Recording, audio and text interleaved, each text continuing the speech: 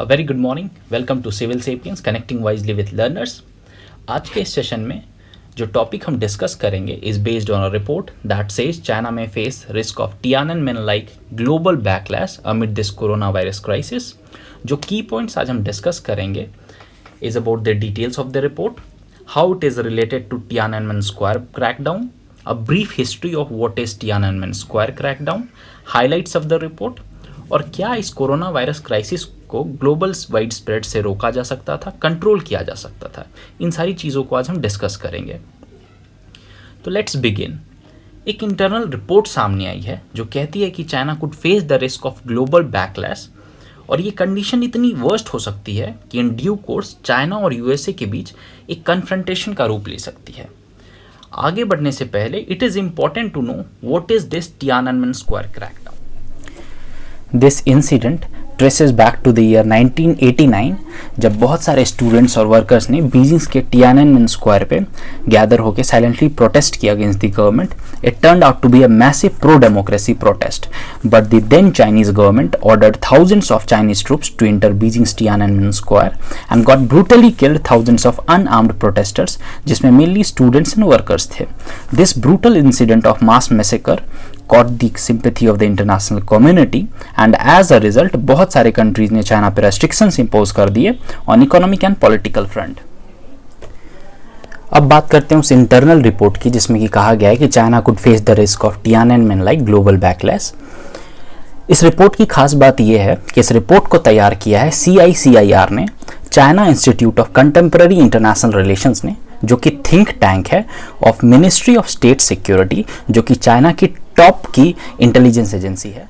The report has been presented by the Ministry of State Security to the top Beijing leaders, including President Xi Jinping. The highlights of this report are जो anti China sentiments develop हो रहे हैं against China that appears to be more than that was during Tiananmen crackdown. Next highlight ये है कि अगर ये situation persist करती है then it would lead to an armed confrontation between the United States of America and the People's Republic of China. Third highlight ये है कि ये जो एंटी चाइना वेव डेवलप हो रहा है, USA is likely to utilize this anti China sentiments against China and hence as per the reports Beijing needs to be prepared for the worst case scenario. On the other hand, in a recent White House briefing, the American President Mr. Donald Trump ने सीधा सीधा आरोप लगाया China पे कि that this virus could have been contained and stopped in China itself but it wasn't. Mr Trump ने question किया है बीजिंग को by asking was it a mistake which went out of control और was it done deliberately. In a small briefing, he held China knowingly responsible for this global pandemic. China has strongly reacted to this and has hit back at countries blaming it for global COVID-19 outbreak. As per China's Ministry of Foreign Affairs, it has been said that China has taken strict and comprehensive measures to control the spread of coronavirus. The Trump administration is not the only one blaming China. Also, the Australian Prime Minister Mr. Scott Morrison has called for an open investigation into China's role. China के और भी European साझेदार जो कि generally cautious रहते हैं, बचते हैं चाइना के अगेंस्ट कुछ भी कहने से, they have also called for more transparency on China's part. Also joining the list is Germany's famous tabloid build newspaper, जिसने एक आइटमाइज्ड इनवॉइस आर्टिकल छापा है stating the damages incurred by this corona pandemic and its impact on Germany's economy. ये एक तरह का corona bill है showing the losses incurred by the different sectors of economy.